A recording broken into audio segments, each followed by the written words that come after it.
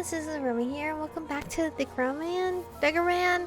We are here at a cabin with fucking Vincent that is scared and whatever, dude. I'm still really hurt. Watching me closely, Vince slowly moves away and begins searching the house. I can see him shivering a little, but I'm not sure if it's from the cold or fear. He gathers together every blanket he can find and dumps the whole pile onto me. Warm yourself up.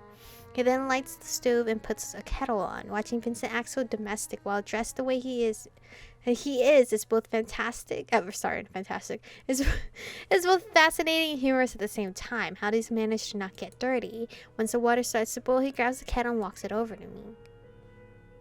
What is this? Leaving the tea to steep, Vincent sits down and climbs beneath the blankets with me. Don't take this personally. What the fuck? How can I not? You said it so, like, personally. To be honest, I don't even care anymore. I already feel like garbage. True. Same. Trying to get comfortable, I unintentionally move myself closer to him. But when Vince's shoulder accidentally brushes up against me, I notice how insanely cold he is. Gathering up the courage to turn to him, I see how awful he looks. A fat lip, face blue from the cold, and his body shivering. Having caught my gaze, Vincent's glassy eyes return to their usual irritated expression, and I bite my lip. He's so proud to show any weakness. And then, with great effort, I come to a decision, and I'm convinced it's the right one. I wrap my arms around Vincent and embrace him tightly. Don't touchy. Don't touch me, you busty fool. How can such a skinny, fragile body hold so much anger? His words are as hurtful as I expected. However, Vincent doesn't try to escape my arms. Maybe I should try paying more attention to what he does than what he says? That must hurt though. Like, that still hurts me, like, mentally. But okay. I press my cheek against his silky hair and feel his warm hands move shyly and awkwardly to my back. I hate you, you moron. Your body's really fragile. It feels good holding you. Your body's really fragile. Shut up. Your feelings are fragile too. Vincent mutters evilly. A slightly warmed Vincent escapes my embrace and stands abruptly to pour our tea. Drink. I obediently force myself to swallow the strongly infused tea, and Vincent glances suspiciously at my sour face, but fortunately doesn't say anything. Now that you seem to have calmed down, let me enlighten you about the shit you were trying to get yourself into. Remember how yesterday you tried opening the doors in the corridor, but they wouldn't budge? That's because to open those doors, you need to synchronize your thoughts with your actions. The act of opening the door and the image of what is behind it, one cannot exist without the other. And yet, having been here for a while, you knew something was behind that door, but not exactly what. You hadn't learned how to visualize things, so you kind of created this empty space filled with nothing. Amazing, I'm turning into Ian. Anyway, no, not exactly, because I could actually understand you. Anyway, why the hell didn't he explain this all to you? Thinking about it now, I remember Ian saying something similar, but now that Vincent has described it in a much simpler terms, it makes a lot more sense. Anyhow, you wanted to leave, but without any understanding of where that door would lead, you risked walking right through it into the in-between, where only eternity would have awaited you. Did I really risk? I can't believe I acted so impulsively and without thinking. That's not even the worst thing that could have happened, by the way. There's worse? What could possibly be worse? I stare blankly into my mug. Thank heavens I managed to open the door with you and had enough time to envision our destination. Although honestly, I wouldn't call this a good one. I told you to sit here to not only stop you from running for the door, but to calm you down a little. Those doors are crutches for ignorant and untalented Kwanzis. In fact, all the doors in the endless field are nothing more than beacons to prevent idiots from wandering astray. However, a distressed Kwanzi might run aimlessly through that field of infinitesimal probabilities, and in doing so, their every move would change reality around them, totally uncontrollable and completely unpredictable. Not exactly the best way to spend the rest of your life. Thank you for saving me, I guess. Are you crazy? Thinking someone who constantly insults you, have you no pride? There's a reason I'm thanking you. You saved my life. Vince grunts with disapproval. I try to suppress my own irritation, and since he's being so talkative right now, I ask him a question. So were you really that angry with the others? Wanted to use my powers for themselves? The whole situation is vile and disgusting. Using your own ignorance and stupidity against you, it's disgraceful. They came up with mating habits, like something you'd see on the Discovery Channel. And what infuriates me the most is that I was forced to participate in it all. And not just in courting you, but dragging you into that den of perversion. Those animals conspired to keep you in the dark over the nature of your gifts, so that you would accept, mouth open wide, their bestial courtship without question, which is in fact exactly what happened. I mean, he's right on that fact, that those guys were being flirty and not telling me exactly why they were being so flirty with me. Listening to this, I can't help but feel hurt by it all, but I remain silent, wanting to hear Vince's tirade to its end. So did they all generally just wanted to flirt with me to use my power? That'd be really fucked up. I would feel like I wouldn't look at them all the same anymore. And I feel like maybe my girl's gonna start doing that. She's not gonna look at them the same anymore because she now knows all this. But the main player here is, of course, Ian. He would slip you to one of his 5 and wait until you were fully trained. And when you're ready, he would bend you beneath him to enjoy. That's a great plan. That's freaking genius. It's a what? The ambiguity of Vince's words have my cheeks flushing. He's the last person I want to discuss such things with. And do you know what pisses me off the most? When I rescue you from the Altids, I thought I was protecting a Janae? A Kwanzi with legendary abilities, the appearance of which can be counted on one hand. I thought you'd be some extraordinary being. Already battered by Vince's verbal attacks, all I can do is stare at him confused. Where is he going with this? But it turns out the only extraordinary thing about you is your stupidity. Oh, thanks, man. Vincent has a point. I'm only stupid because I don't know the situation. If it's like something else I'm very like knowledgeable about, I won't be stupid. Vincent is hiding something. Vincent has a point. Get angry at Vincent's harsh words.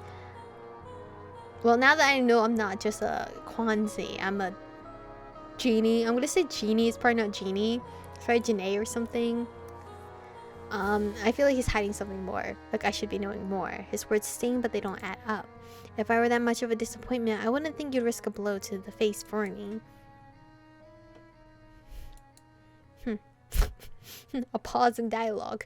Yeah, so I stopped the debauchery in the party room, but only because it was absolutely painful to watch. Do you really think I enjoy looking at naked men? You did quite a lot for me just before, and there were no naked men around then, mind you. Humanity. It's clear Vincent is done with this conversation. His outburst of energy once again gives way to mild apathy. We need to leave. Now. Wait a second, we're leaving? We're not staying here, that's for sure. Once again, I'm in the middle of things I don't understand. Giving me no time to gather my thoughts, he firmly grabs my hand and pulls me to the door of the hut, then stops as if listening for something. Don't think. You're good at that. What the fuck? Don't think? You don't want me to think?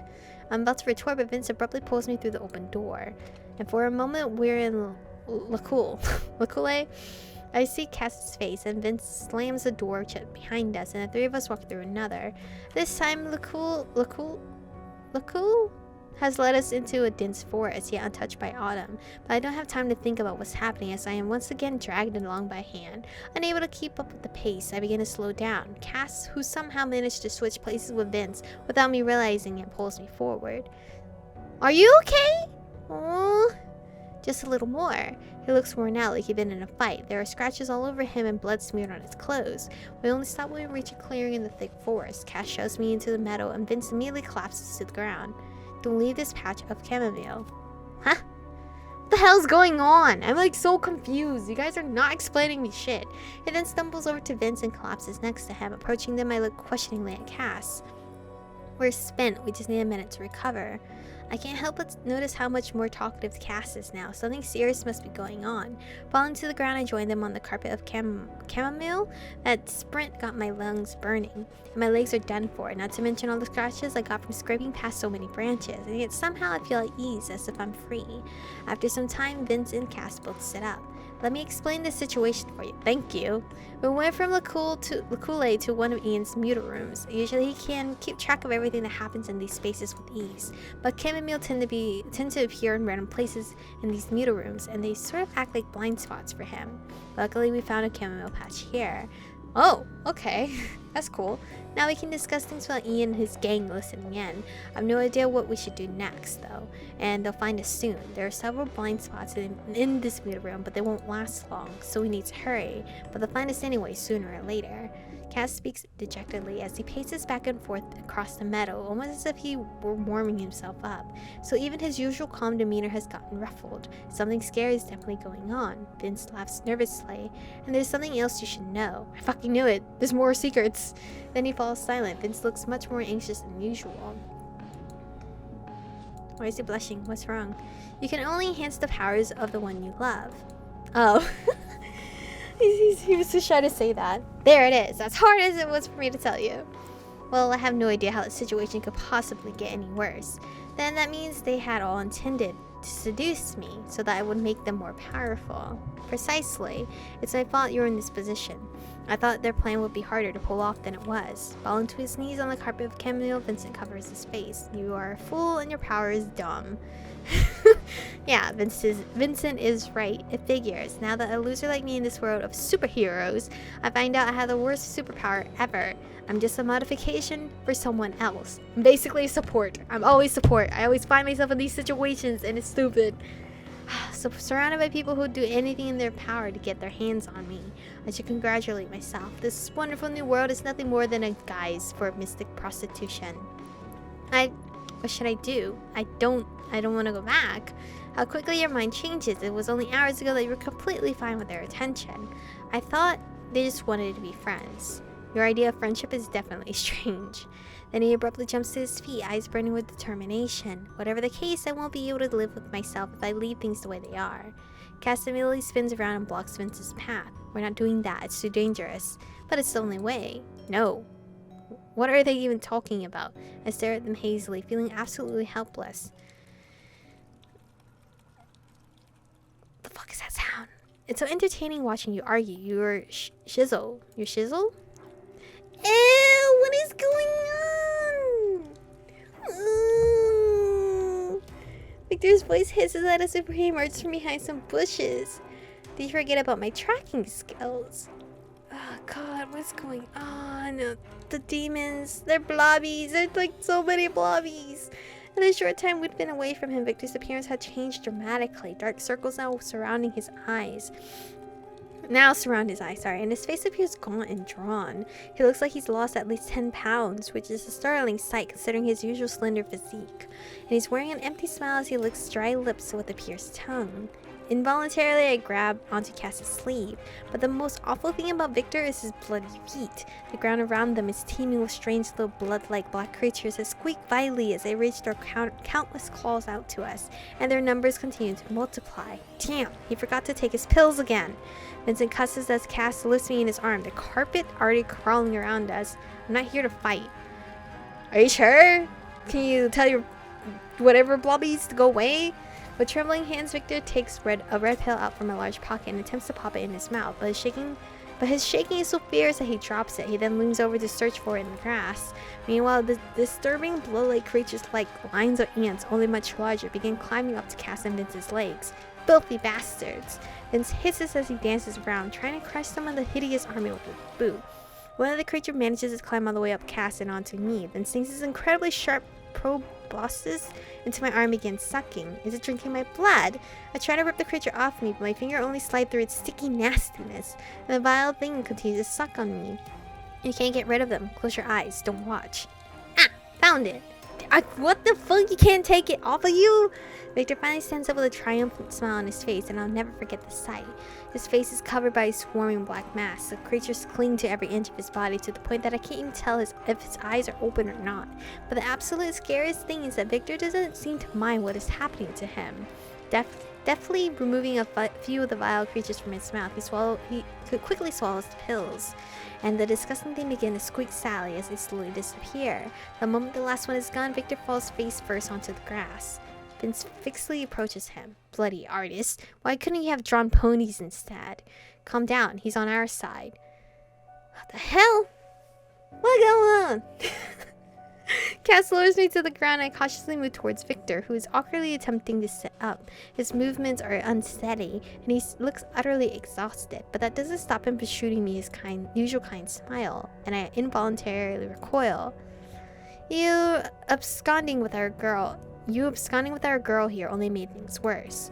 Victor gently pokes a bloody finger at Vincent's forehead. Nobody asked for your opinion. You all-knowing old fart. You all-knowing old fart. But you should have, especially if nobody is going to brutally run off with our Janae, without our blessing. And let me tell you right now, you're an idiot and you're plain as shit. Shut up, you son of a bitch. Oh, how the truth hurts. Don't pretend you didn't know this was a one-way ticket. You're not ready to face Ian yet. In another 20 minutes, he'll have found you. Even if you could conjure yourself a door, it wouldn't matter. Ian's long arms can reach you anywhere. And if there isn't a door there, he'll create one. Dozens of them if he needs. Vince clenches his fist in frustration, and I glance at him worriedly. I hope I'm not witness to another pummeling. But enough of this drama. Things could be a lot worse. Drama? Worse? You know, I'm actually standing right here. You can at least ask me how I feel about things. Well, what terrible thing has actually happened to you? So what if they lied? So what if they wanted to use you? That's just the way of the world. We're no better or worse than anyone else. Well, I guess that's true in a way. I guess. Because some people out there in the world do use others to get to the top. So he's not wrong about that. Like, it's the same in our world or in their world. Ugh, but I'm so confused about everything. So Ian is bad and they want to use me to amp up their powers, but they have to make me love them. And lust can never turn into love. I don't think. At least in my heart, I don't feel like lust can turn into love. But I'm pretty sure it has for some people. But I don't believe in it. Anyway, thank you guys for watching today's episode. Stay beautiful, and I'll see you guys in the next one.